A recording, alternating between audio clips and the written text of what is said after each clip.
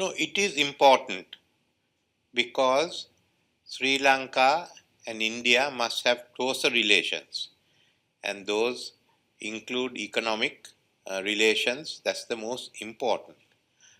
In other fields, we have been working, we've achieved a certain amount of success. We have much more to do in the case of economics, but also in regard to what's happening in the world itself. For instance, we had these Trump tariffs that have come. It's essential that we discuss and exchange views regularly.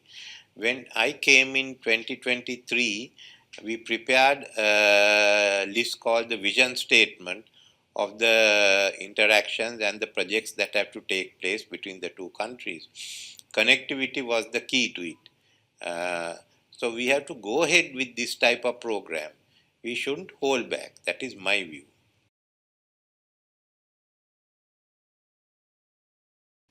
India's 4.5 billion helped us to survive this.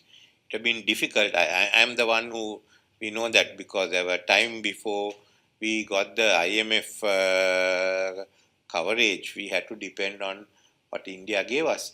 But still, we are not out of the woods because we have just finished the fact that we've got everyone to accept so that we will no longer declare bankrupt. So between that and normalizing and being able to repay your loans is a long distance.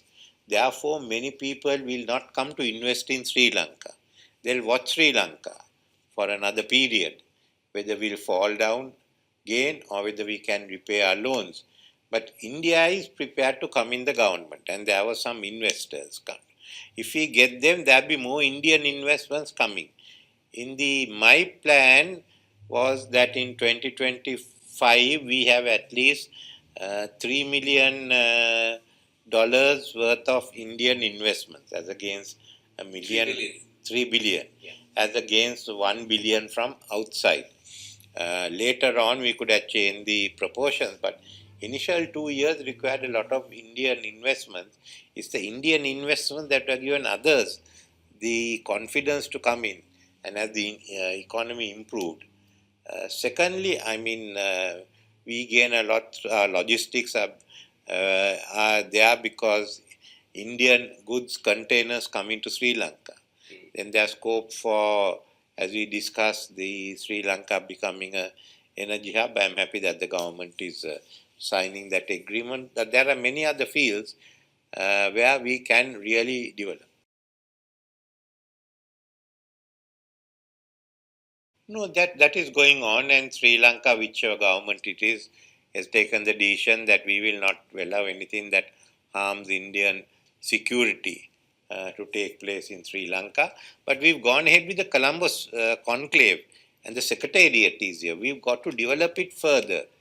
And we've also proposed that the Colombo conclave works together with the Indian Ocean Commission, which means all the key maritime routes will be covered by these two organizations.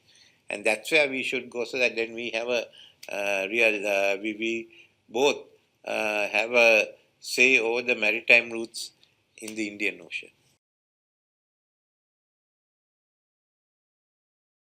We have to deal with the fisher folks.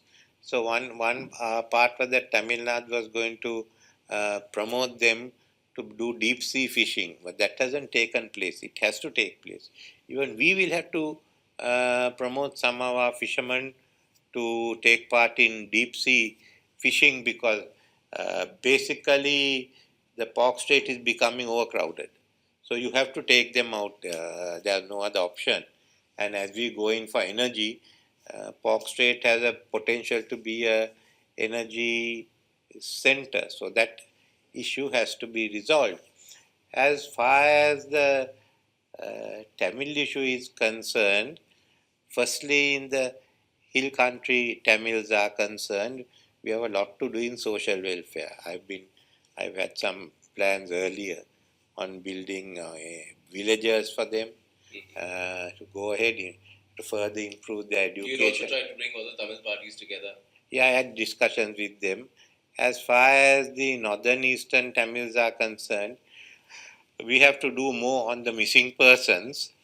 What is called the people who have been detained or who have been actually, most of them have, all of them have been convicted, and the people, I think we have freed most of these prisoners whom the Tamil party is called political, but they have people who have transgressed the law of Sri Lanka.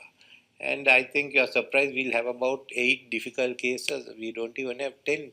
The big this thing is caused.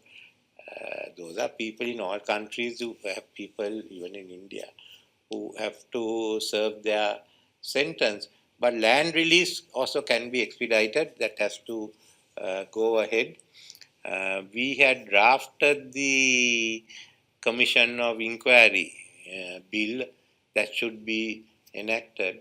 And then the main thing is the development of the North and the East. The vision statement, if that is fully implemented, it will really develop. Trincomalee will develop. The whole dry zone, not only the Tamil area, the Sinhala areas, all will benefit with the plans that were there. So the government should. 13th Amendment also at whole elections, and we have to have a relook at and see what are in some areas like education. More powers can be given to the health, agriculture, more powers can be given to the provincial councils.